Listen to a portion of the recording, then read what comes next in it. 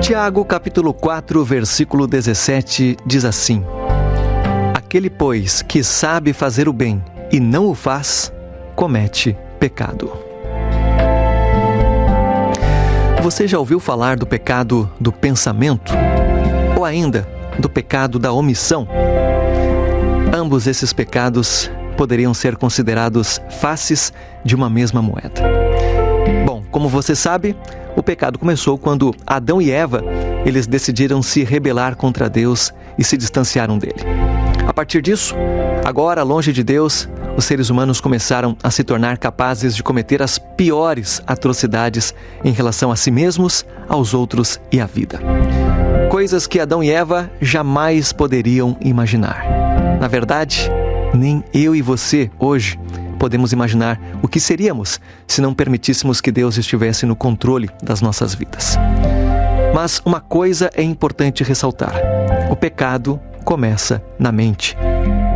É a ideia absurda de acreditar que podemos viver seguindo unicamente os nossos próprios instintos, os nossos desejos, sem Deus. E isso é distanciamento, rebelião contra Deus. Nossa busca pelos próprios caminhos, pelos nossos próprios interesses, sem levar em conta os aconselhamentos, a vontade divina. Por isso, nos tempos de Israel, quando um leproso se curava, ele tinha que se mostrar ao sacerdote. E a primeira coisa que fazia era examinar a sua cabeça. A lepra era um símbolo do pecado e examinar a cabeça também era algo simbólico naquele momento. É na cabeça que começa o pecado. Em nossos pensamentos, nas ideias. O inimigo primeiro lança a isca, a tentação, esperando que você fisgue. E lá na nossa mente, depois, acontece o convencimento e, por fim, a concretização.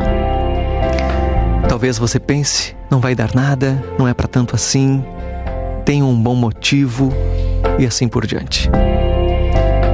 O ser humano tem vivido muito preocupado em evitar apenas a concretização, ou seja, se preocupado apenas com os atos visíveis e pecaminosos. Entretanto, a nossa cabeça também pode ser um ninho que alimenta, que mantém o pecado. Um pregador certa vez disse, preste atenção: tem gente que jamais entraria em um motel com uma mulher que não seja a sua esposa. Mas, para se tornar pecador, talvez isso para ele nem seja necessário, porque sua cabeça já se tornou um verdadeiro motel. Agora, outro aspecto do pecado é a questão da omissão. Não basta fazermos ou deixarmos de fazer coisas ruins. O não fazer coisas boas também é pecado. Encontramos um exemplo disso na própria parábola dos talentos que está em Mateus 25. Você se recorda? 2 dos servos foram aprovados pelo Senhor. Ou seja, aqueles que agiram, que não deixaram o seu talento parado, aqueles que investiram, se esforçaram. Mas um falhou. Este talvez não tenha feito nada moralmente errado. Ele simplesmente ficou de braços cruzados. Quem poderia ser condenado por isso? Mas o Senhor da parábola lhe desaprovou a atitude. Do ponto de vista divino, não basta não odiar. Pelo contrário, tem que também amar. Não basta não roubar. É preciso buscar o seu próprio sustento, trabalhar. O cristianismo não é um simples conjunto de proibições, mas é uma experiência dinâmica, experiência exuberante de ações positivas. A vida cristã é uma vida cheia de ação, boas ações em favor de Deus e dos outros. Olhe à sua volta. O que precisa ser feito? Qual a necessidade que você poderia atender? Não fique sentado de braços cruzados.